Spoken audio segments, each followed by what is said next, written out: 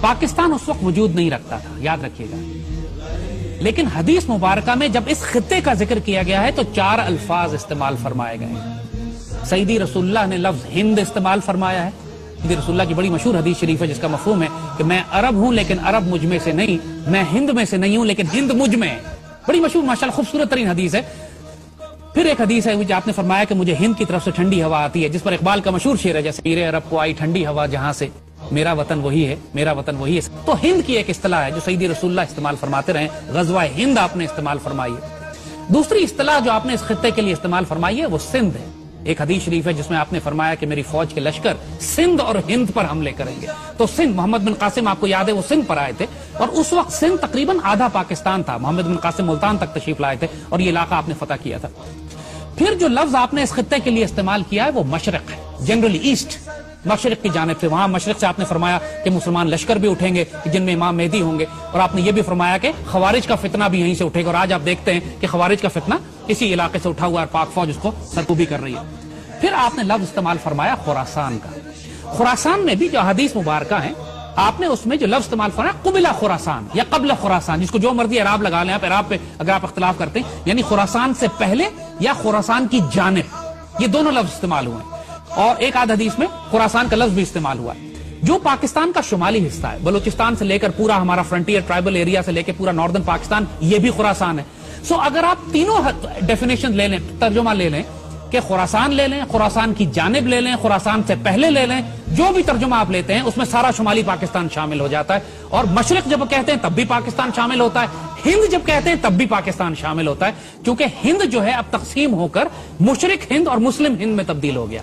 سیدی رسول اللہ نے جنرل ڈائریکشن کی بات کی ہے خراسان کی جانب، پھر آپ نے فرمایا مشرق کی جانب، پھر آپ نے فرمایا ہند کی جانب۔ تو یہ ایک جنرل ایریا ہے، لہٰذا کوئی پن پوائنٹ ایریا نہیں ہے یہ کہ یہ کہیں کہ صاحب یہ علاقہ صرف ایران میں ہے یا علاقہ صرف افغانستان میں ہے، یہ علاقہ پاکستان ہے۔ اس میں اب اس کی وجہ ہم آپ کو بتاتے ہیں کیوں کہ ہم یہ بات کر رہے ہیں کہ خراسان کی احادیث مبارکہ کو آپ غزوہ ہند کی احادیث سے الگ نہیں کر سکتے۔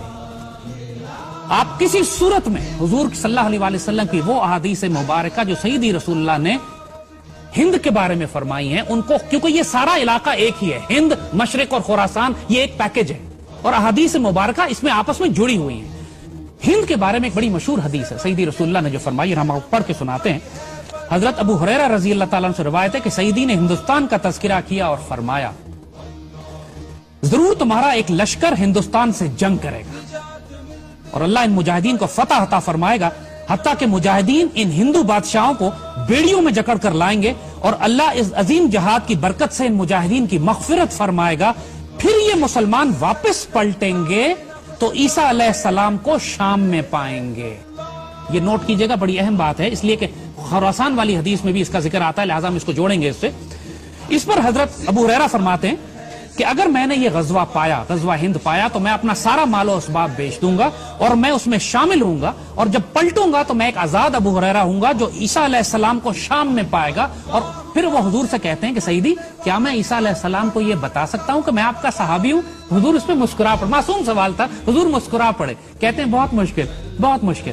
اب اس کو یاد رکھیے گا، دیکھیے ایک بات، سیدی رسول اللہ نے اس ایک حدیث میں پوری ملٹری سٹریٹجی کلیئر کر دی ہے کہ آئندہ آنے والے وقتوں میں کیا ہونے والا ہے۔ مسلمانوں کی ایک فوج ہندوستان سے جنگ کرے گی اور پوری دنیا اس بات سے واقف ہے، اس میں کسی کو ڈاؤٹ نہیں ہے کہ وہ فوج پاک فوج ہے۔ یہ پاکستان سیدی رسول اللہ نے اپنی نگرانی میں تیار کروایا تھا۔ یہ بات ہم اس لیے بڑے اعتماد سے کہہ رہے ہیں کہ اس بات کو ڈیفائن کر کے، ڈسکس کر کے ہم 1000 دفعہ ختم کر چکے ہیں۔ قائد اعظم کو حضور کی زیارت ہوئی، حضور نے حکم دیا قائد اعظم کو کہ ہندوستان جاؤ، تم سے ڈیوٹی لینی ہے۔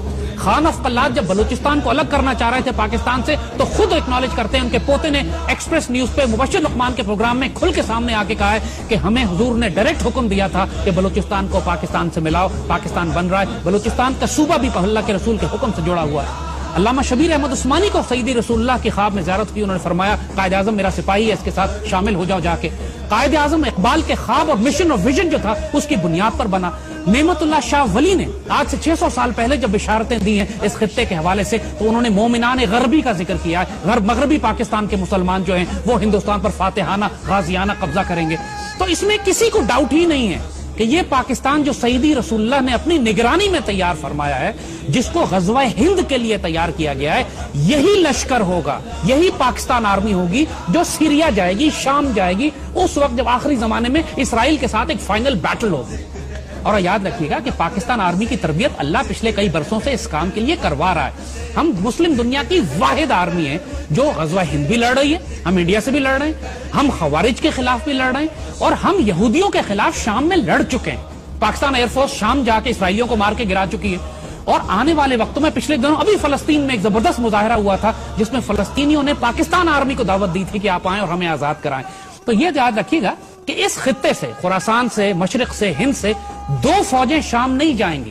حضور نے جب خراسان والی فوج کا ذکر کیا ہے تو وہاں بھی حضور نے فرمایا کہ خراسان سے ایک فوج اٹھے گی جس کے اندر امام مہدی ہوں گے، وہ فوج شام میں جائے گی۔ ایک حدیث شریف ہے، ہم آپ کو بتائیں، بڑی اہم حدیث شریف ہے۔ میرے آقا سیدی رسول اللہ صلی اللہ علیہ وآلہ وسلم نے بالکل واضح بتا دیا تھا کہ عربوں میں جنگیں در جنگیں ہوں، عرب دنیا تباہ و برباد ہو جائے گی۔ حدیث شریف میں ذکر آتا ہے کہ عرب جب بالکل جنگوں میں گھر جائیں گے، بے اختیار جنگیں ہوں گی عربوں کے اوپر، اور پورا عرب جو ہے حالت جنگ میں ہوگا، کوئی مستحکم حکومت وہاں نہیں ہوگی۔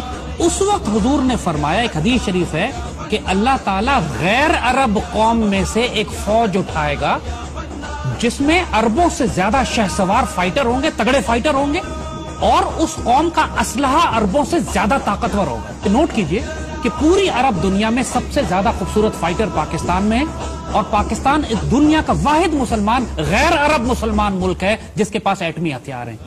یہ بھی بشارت پاکستان کے لیے سیدی رسول اللہ دے چکے ہیں عربوں کی حفاظت کے لیے۔ اور آپ نوٹ کریں گے کہ پچھلے 30 سال سے جب بھی عربوں کو خطرہ ہوا ہے، ان کی حفاظت کے لیے یہی غیر عرب فوج گئی ہے جس کے ہتھیار عربوں سے بہتر تھے، جس کے فائٹر عربوں سے بہتر تھے۔ اللہ اکبر، یہ پاک فوج ہی تو